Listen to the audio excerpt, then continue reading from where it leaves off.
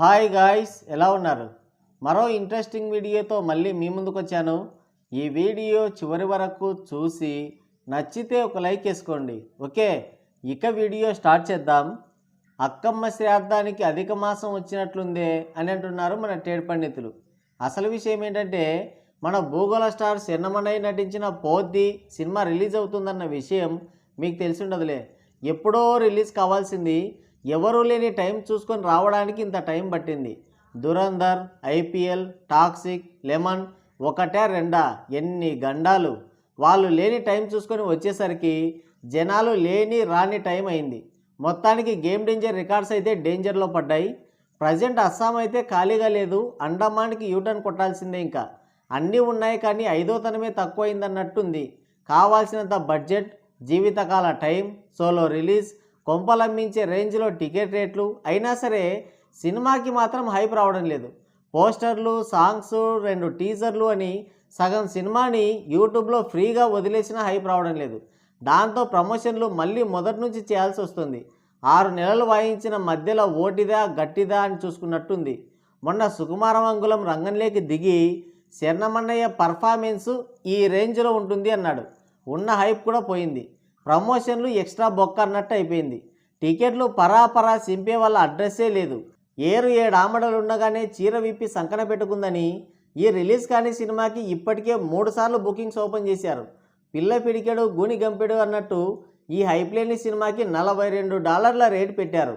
ఈ టికెట్ రేట్లు చూసి పరాపరా సింపుదామని పోయినోళ్ళు కూడా ఇంత రేట్ అంటే మాకే చిరిగేలా ఉందని చించుకొని ఉరుకుతున్నారు. అన్నయ్య పరిస్థితి ఇలా ఉంటే ఇంకో పక్క బాంబు పేల్చాడు సిరీస్ అంగుళం. ఈయనెవరో కాదు, మన దిల్లుమామ తమ్ముడు. గేమ్ డేంజర్తో ఆశాంతం నాకిపోయిన వన్ ఆఫ్ ద ప్రొడ్యూసర్. పెద్ద సినిమాకి టికెట్ రేట్లు పెంచమని గవర్నమెంట్ జీవో ఇచ్చినా సరే పావలా కూడా పెంచమని ప్రకటించేశాడు. పైగా సింగిల్ స్క్రీన్స్కి పర్సంటేజ్ విధానంలో ఇవ్వాలి అని పట్టుబట్టాడు. మొదటిది బాగానే ఉంది, రెండోదే బొక్క పెట్టేలా ఉంది. పర్సంటేజ్ విధానం అంటే ఆ ఫేక్ పోస్టర్స్లో నీకేమిస్తారు? వీళ్ళకి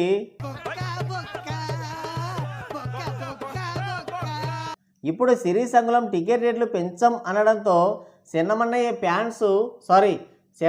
ఫ్యాన్స్ లేరు కదా, వాళ్ళ పిఆర్ టీమ్స్ లంగన్లోకి దిగి కావాలనే చేస్తున్నావు, మా సినిమాలు వచ్చినప్పుడు ఇవన్నీ గుర్తుకొస్తాయే నీకని అగ్గి మీద గుగ్గిలం అవుతున్నారు.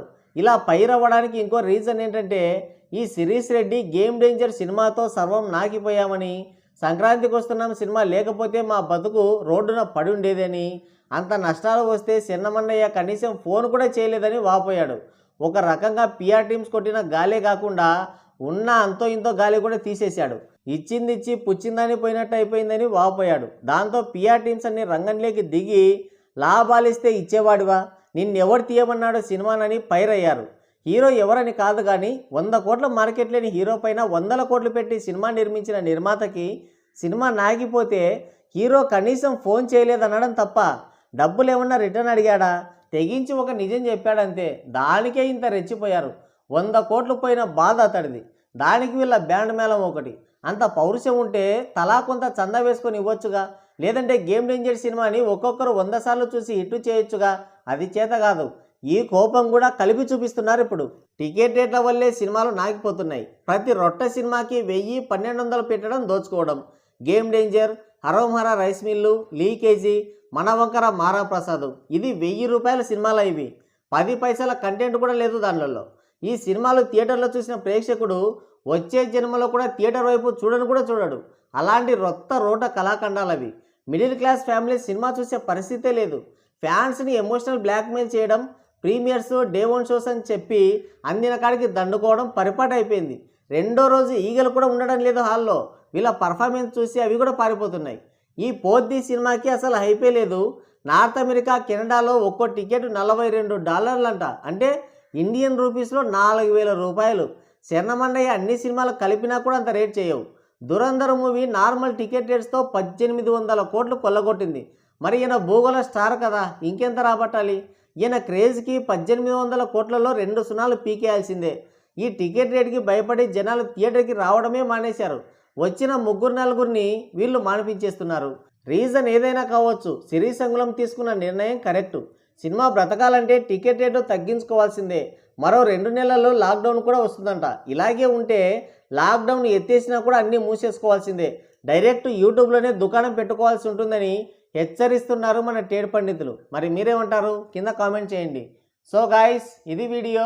మరోసారి మరో ఇంట్రెస్టింగ్ వీడియోతో మళ్ళీ కలుద్దాం. Thank you, take care, bye bye.